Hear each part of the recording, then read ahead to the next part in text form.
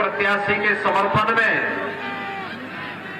आप सबसे अपील करने के लिए मैं विशेष रूप से उपस्थित हुआ हूं। भाइयों बहनों,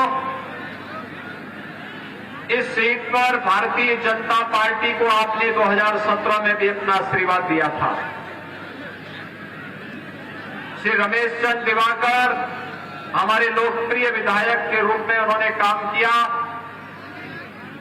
कोरोना कालखंड में वे नहीं रहे। मैं उनके कार्यों के प्रति, उनकी सेवाओं के प्रति उनका स्मरण करते हुए उन्हें विनम्र श्रद्धांजलि अर्पित करता हूं। भाइयों बहनों, आज मैं औरैया विधानसभा सीट की तीनों विधानसभा सीटों पर भारतीय जनता पार्टी के प्रत्याशियों के समर्थन के लिए विशेष रूप से आया हूं। अभी इससे पहले मैं बिदुना में भारतीय जनता पार्टी के प्रत्याशी के समर्थन में जनता जनार्दन का आशीर्वाद मांगने के लिए वहां की जनसभा को संबोधित करने के बाद आपके बीच में आया हूं।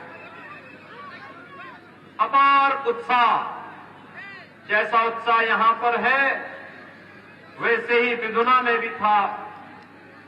ऐसे ही इससे पहले फर्रुखाबाद में, भोजपुर में और ऐसे ही जलेसर में भी जनता के बीच में भारतीय जनता पार्टी की डबल इंजन सरकार के समर्थन में यही अपार उत्साह देखने को मिल रहा है।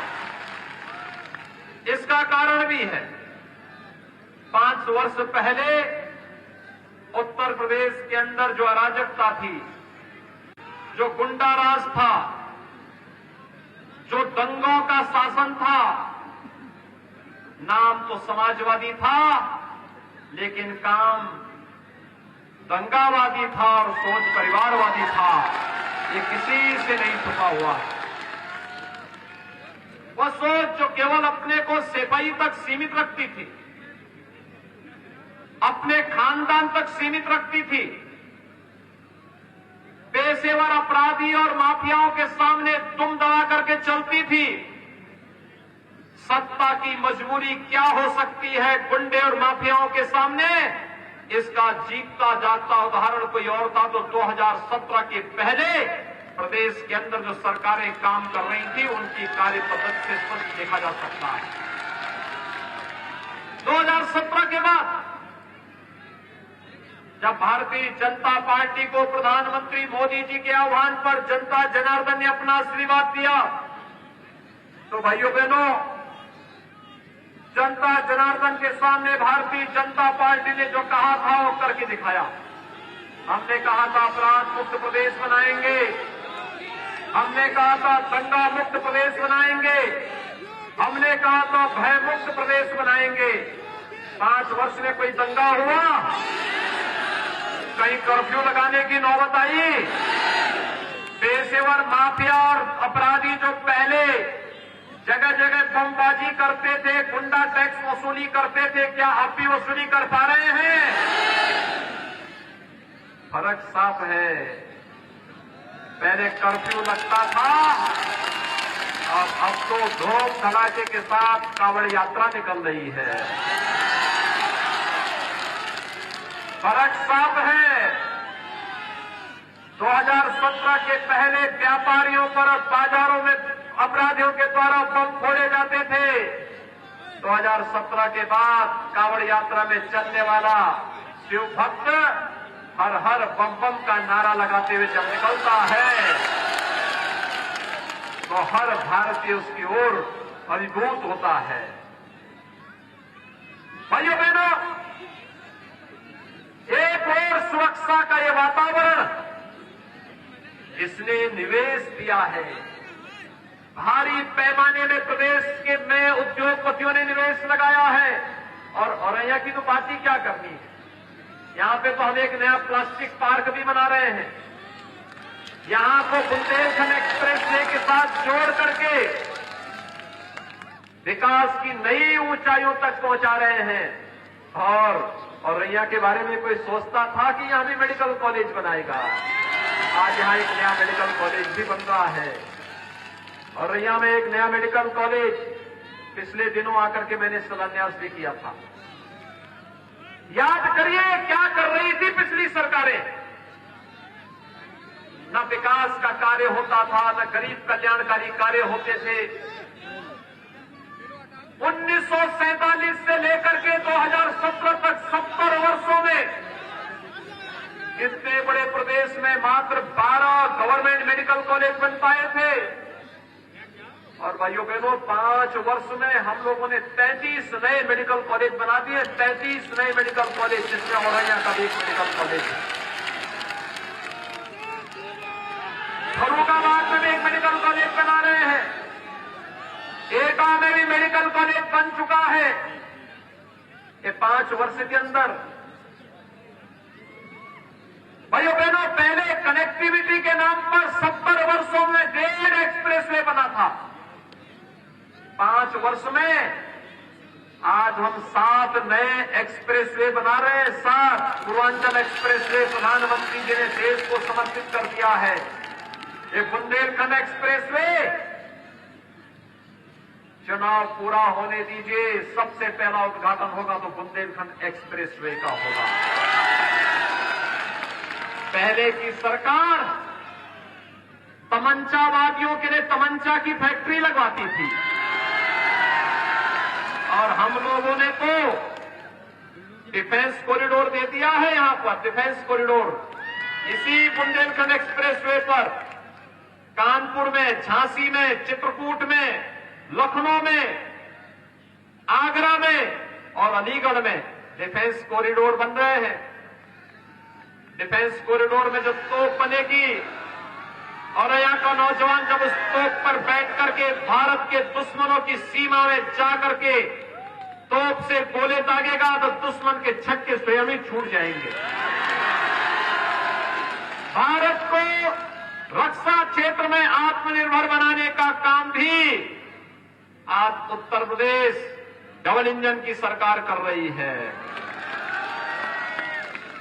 भाइयों बहनों, पिछली सरकार में न सड़क थी, न बिजली थी। बिजली मिलती थी आपको 17 के पहले? बिजली मिलती थी? आज मिल रही होगी ना?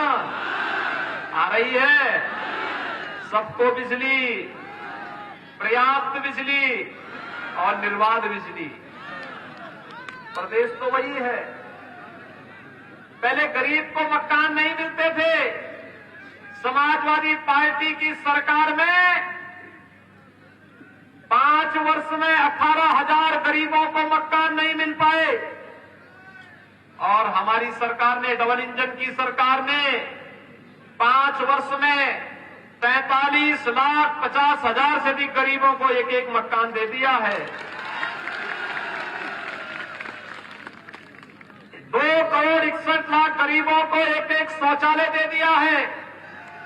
हर गांव में बैंकिंग सुविधा दे दी है। बैंकिंग कॉरेस्पॉन्डेंट सखी हर गांव में एक एक बेटी या एक एक बहन इस कार्य को कर रही है। हर गांव में सामुदायिक शौचालय का निर्माण भी हो गया है। बेसिक शिक्षा परिषद के स्कूलों में पढ़ने वाले बच्चों के लिए बैग है, बुक्स है, 2 यूनिफॉर्म है, स्वेटर है, स्मार्ट क्लास है। कायाकल्प के अंतर्गत बेहतरीन तरीके से वहां की व्यवस्था को सुसज्जित कर दिया गया है। 1,30,000 से अधिक विद्यालय इस व्यवस्था के अंतर्गत अब तक आच्छादित किए जा चुके हैं। लगातार कार्य चल रहा है। भाइयों बहनों, 9 करोड़ गरीबों को 5 लाख रुपए की स्वास्थ्य बीमा का कवर। और कोरोना महामारी है, फ्री में टेस्ट, फ्री में उपचार, फ्री में वैक्सीन। कितने लोगों ने वैक्सीन ले ली है? अभिनंदन आपका।